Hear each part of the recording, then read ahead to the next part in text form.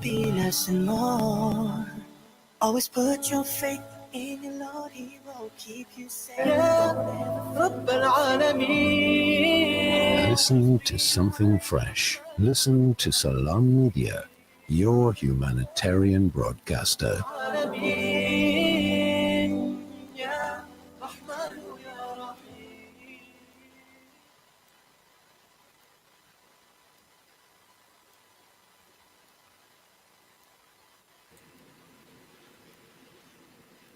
We're inspiring you with wholesome eating, changing your mindset, and of course, asking you to reach out to people and creating a difference, not just only in your life, but in others as well. And it's about creating support structures as well.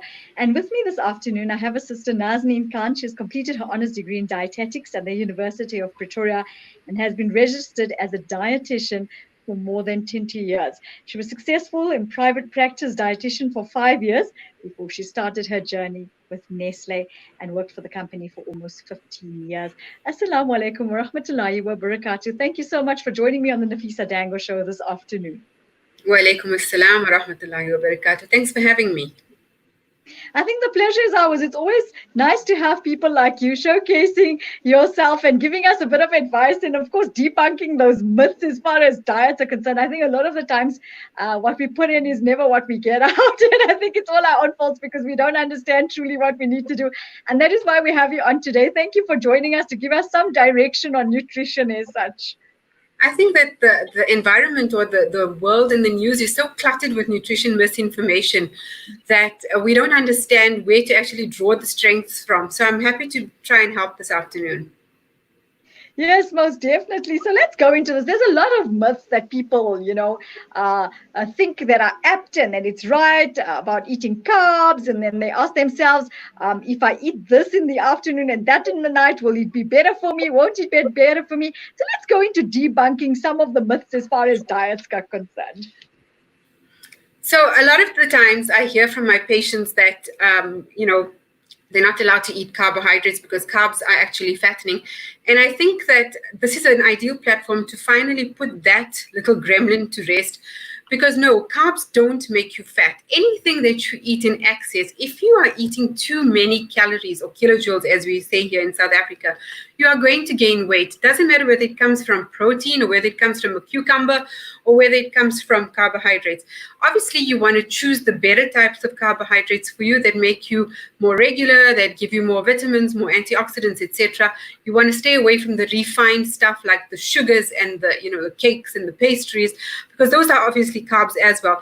But the real good stuff like your rice and your pastas, there's nothing wrong with eating those, provided that you eat them in the portion size that you are required to eat them in, so that you won't gain the weight then. That's the one aspect. And one aspect of it. A lot of people say you mustn't eat carbs at night because if you eat it at night, then of course it's going to turn into fat and it packs on into the wrong areas. Is that a myth or is it a fact? It's actually quite an interesting one because often we are very sedentary in the evenings. I mean, we don't have too many activities. So if you are eating too much, again, you are going to basically not have the amount of expenditure that you would have if you'd eaten the same quantity in the morning. But I promise you, carbs cannot tell time. They can't tell time. So a carbohydrate at 5 to 7 in the evening and a carbohydrate at 10 past 8 in the evening still give you the same amount of kilojoules. So it's not that it's going to be converted to fat. The idea is to be able to maintain the quantity, the quality, and to be able to be active at any time that you've been eating because you want to burn it off. There's a general equation that we look at, Sister Nafeesa, is that you need to be able to expend more kilojoules than you are taking in, and that's when you lose the weight. If your energy in is equal to your energy out, that's when you maintain. But of course, if you are eating more than you are burning, you are going to gain the weight. And that's an equation that is true from any principle of dietetics. So agreed with you, because a lot of people think that, and especially with us, when it comes to eating, people say that you need to eat a heavier meal for lunch and maybe a lighter meal for supper. But of course, it's what you incorporate into that meal that's actually mattering, because as you say, you're more sedentary at night than you're totally active during the day. So it's what you're burning off, and of course, what you put in is what comes out. 100%. But also keep in mind that even to sleep, to breathe, to just sit and watch me talking to you now, you need the energy. You need fuel, and this fuel comes from carbohydrates. That's your preferred source of fuel for the day. So again, I would revert to, what is your goal? Are you trying to lose the weight? Are you trying to maintain your weight? Are you just trying to be healthful? I would always steer clear away from refined, processed, sugary foods in that spectrum of, should I be eating this, shouldn't I be eating that? But if you're eating healthfully, if you're eating your veggies and your protein and your good alternatives of carbohydrates in the evening, there's nothing wrong with it. Obviously, portion size for me is critical. For me, anything that we do, and I think in Islam also we talk about moderation, and we talk about how we maintaining our health on a daily basis. But the idea is to manage your portion size, because if you are going to be eating heaps and heaps of food, obviously you're going to be more lethargic and more sluggish, and the tendency to want to be active in the evening is that much less, and especially in these winter months. That's so true. Let's talk about our favorite one, which is gluten. A lot of people say, oh no, you eat gluten and it bloats you and it makes you fat and you shouldn't be eating it. So what's your take on that? I think that is one of the biggest information pieces, if you can call it that, or one of the biggest. Globally, the incidence of people that are actually sensitive to gluten is less than 3%. And I don't have any local statistics or local data, because there hasn't been too many randomized controlled studies done in South Africa. But globally, the incidence of gluten intolerance is actually very, very low. Gluten is actually the protein that you get in a carbohydrate containing food. So when you take out the protein, it doesn't necessarily make that carbohydrate or that food item any healthier. It's just that it's a little bit more expensive. And if you have a true gluten intolerance, which means you have celiac disease. Now, celiac disease is diagnosed in a lab by a test by a doctor, and then you have to go and see a dietitian for a gluten-free diet. And that is usually when you have something that we call celiac sprue, or we have something called leaking gut, where you're just unable to process the protein that you'd find in foods. And it is such a small minority of people that actually end up with celiac disease or celiac sprue, or maybe some of your colon might have been resected or cut. That's when the indication for gluten-free becomes critical. But to lose weight, it's not necessarily true that you're going to lose weight with gluten-free products. One, it is exorbitantly more expensive than a regular food on the shelf. So my suggestion would be to those that are actually dabbling in gluten-free for weight loss, you're using a very expensive route for that. But if you certainly have a celiac disease or a need for gluten-free diet, yes, for sure, I think we could definitely help on that. But please don't be wasting your money on something that is marketed to be healthier but really isn't. Now, I have another question for you that I find very interesting, and a lot of people ask this question is, when you go out and buy your dairy products or anything else, do you buy the normal one or do you buy the fat-free one? Because a lot of people say they don't know the difference between the two. They think fat-free is healthier. Now, I don't know whether that's a myth or a fact, and I think you're the right person to answer that question. So not necessarily fat-free being healthier. Again, it depends on what your reason or your purpose is for choosing the different levels of fat. So if you have maybe heart disease and your doctor dietitian might have said, look, we need to curb your total fat intake, then there might be an indication for a fat-free. But what I find in my practice is that when you take out something from a food product, so fat-free, sugar-free, etc., you have to substitute it with something else for that nice mouthfeel, so that it's actually appetizing, that you can actually want to eat it. And often the substitutions are the baddies. So what I usually recommend is that to have the full cream milk, to have the full cream yogurt, because what tends to happen is that you feel fuller and you feel more satisfied on that full cream taste in the mouth, and you tend to eat less than you would if you had the fat-free, I'll say yogurt, because you asked about the yogurt. Often in the fat-free yogurt, it's sweetened, and it's sweetened with sugar because you need to keep up with their taste preference. But in a full cream yogurt, it's often not sweetened. And I'm talking now, if you chose a nice plain full cream or double cream yogurt, you'd often find that you feel more satisfied and you have satisfied your craving with that full cream. And the fat in the full cream yogurt keeps you fuller for longer.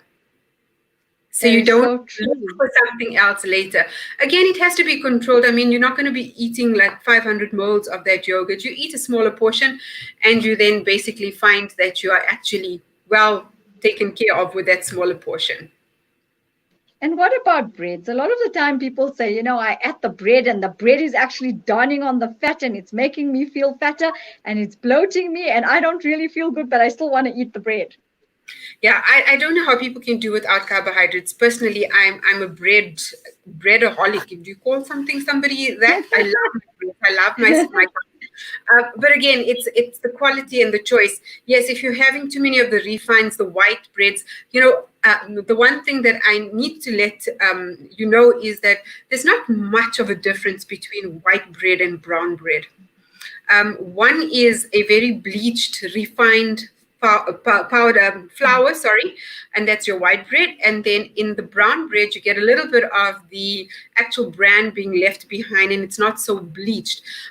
But in terms of nutritional value, it's not too different. So again, it depends on what your intention is and what your direction is for eating breads. I mean, or not eating the bread. But in my practice, I prefer to promote sourdough bread. I think sourdough bread is something that we need to start looking at. It has a whole host of benefits because it's a fermented bread. And there's a whole research file that I can show you on the benefit of fermented foods. So certainly, sourdough breads are something that I will definitely encourage.